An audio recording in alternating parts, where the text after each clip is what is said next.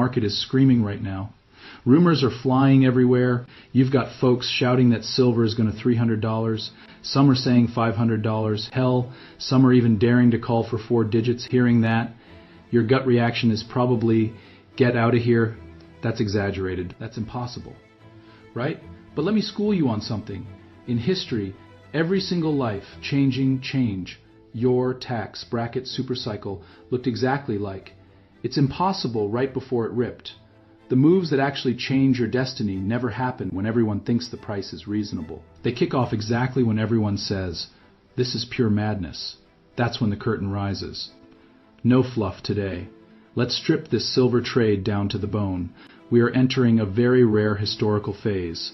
This isn't just a bull market. This is a structural revaluation meets a physical supply crisis, with a side of monetary system collapse. We ain't talking about a cute 30% or 50% pop here. We are talking about completely rewriting the pricing logic for silver. At this critical juncture, I gotta bring up a name. If you follow technical cycles, you might know him, Francis Hunt. This guy isn't one of those loudmouth influencers just screaming moon moon all day. He is a technical fanatic, obsessed with wave structures and macro rhythm. Recently, Francis Hunt dropped a bomb. The gold to silver ratio is entering what he calls a contagious collapse zone. If you don't speak trader, let me translate. Once this structure confirms a break, silver prices will no longer be leashed by any traditional models.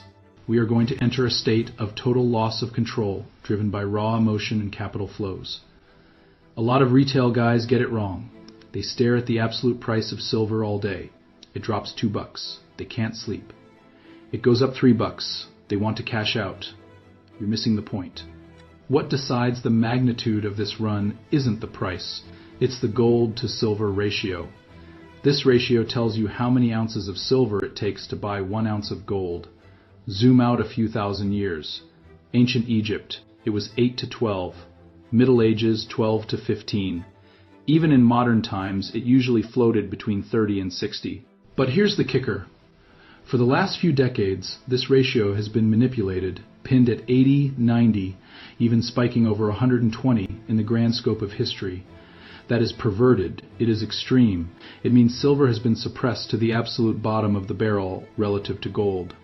Hunt's view is razor sharp.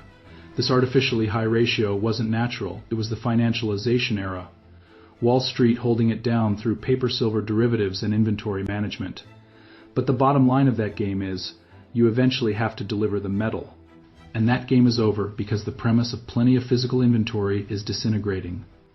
When the ratio crashed from 120 down through 65, the technical structure changed forever. In Hunt's system, this isn't just a number, it's a massive multi-cycle head and shoulders neckline breaking. The suppression is over. The trend has flipped. His technical target, 32, but he thinks the end game isn't 32, it's single digits.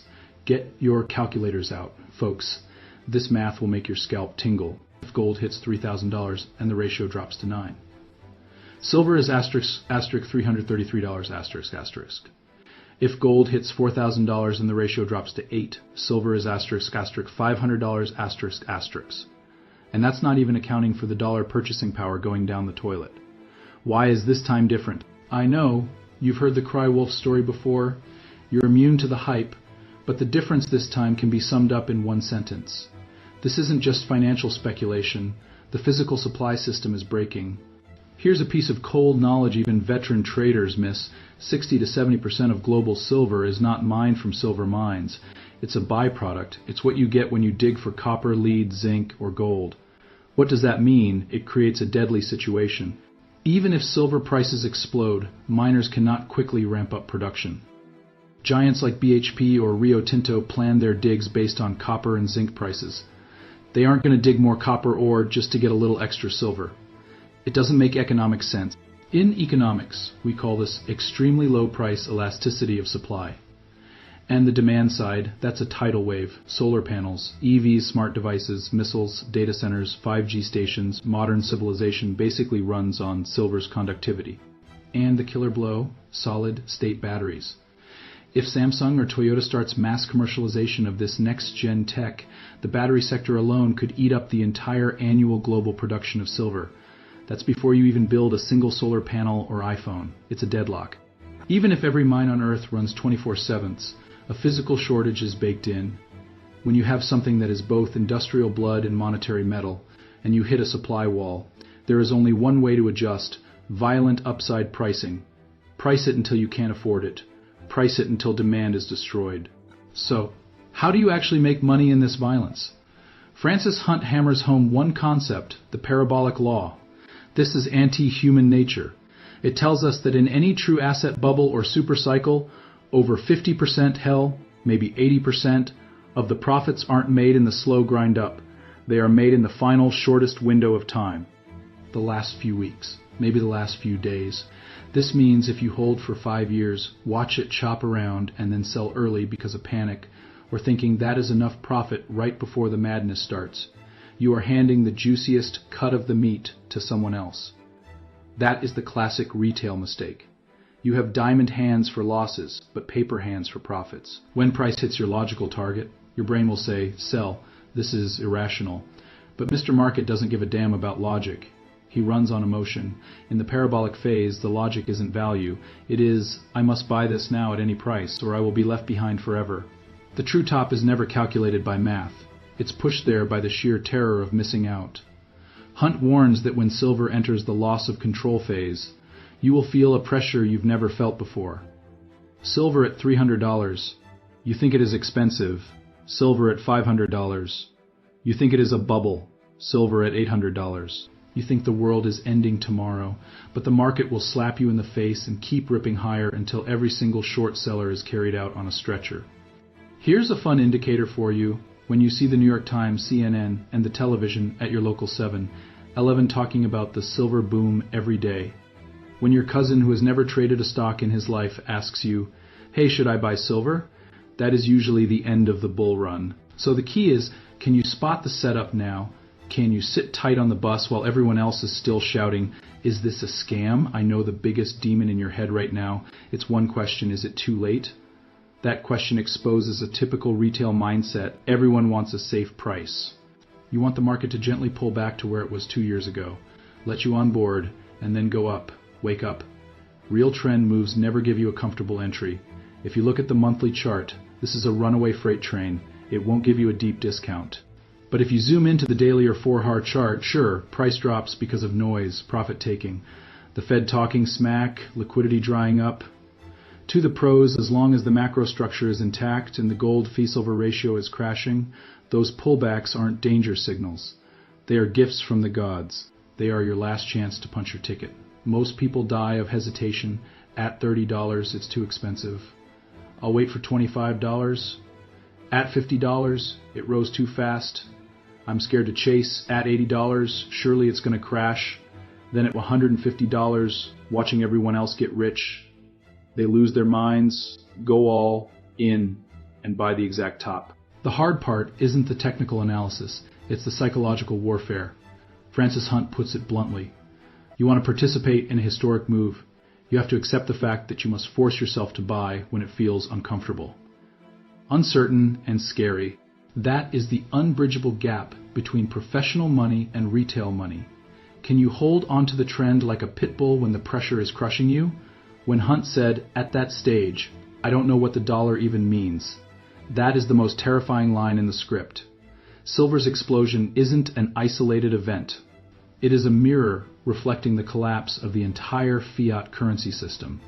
Think about it, $35 trillion in US debt. Deficits that never end. Money printers running hot, geopolitical chaos. All roads lead to one destination. Paper currency purchasing power goes to zero, and hard assets reclaim the throne. In this environment, real players aren't looking at how much USE is in their account. They are looking at how many ounces do I own. When that hoarding mentality takes over, silver isn't an industrial metal anymore. It wakes up as money. Once the market treats silver as money, pricing logic has nothing to do with supply and demand. It becomes a game of faith, and when faith in the dollar breaks, price targets go beyond your imagination. So, the million-dollar question, if it goes that high, when do I sell? Hunt's answer is simple and brutal, ignore the price. Watch the ratio. Staring at the dollar figure will just give you high blood pressure and shaky hands. But the gold to silver ratio reflects the emotional water level of the entire market. When that ratio hits single digits, when the market goes from rational to manic, when every person on your Facebook feed is reposting silver get-rich-quick schemes, that is your signal to slowly back away. Note, I said slowly back away, not panic dump. Pros don't try to sell the exact top. That's for God. They scale out, sell a little, lock in profits, let the rest ride the bubble. Don't make the stupid mistake of doubling your money and running away. The tail of the bull market often holds more profit than the entire body of the fish. Look, folks, history proves again and again, for the average guy, the biggest risk isn't short-term volatility. The biggest risk is standing outside the gates of the trend, watching the wealth transfer train scream past you. Even if you buy a little high, you might feel bad for a bit. But if you miss the cycle entirely, that regret lasts a lifetime. Years from now, looking at those insane prices, you'll realize the moment that could have changed your life was right now while you were hesitating. So I'll leave you with this, facing a market that might shatter your reality.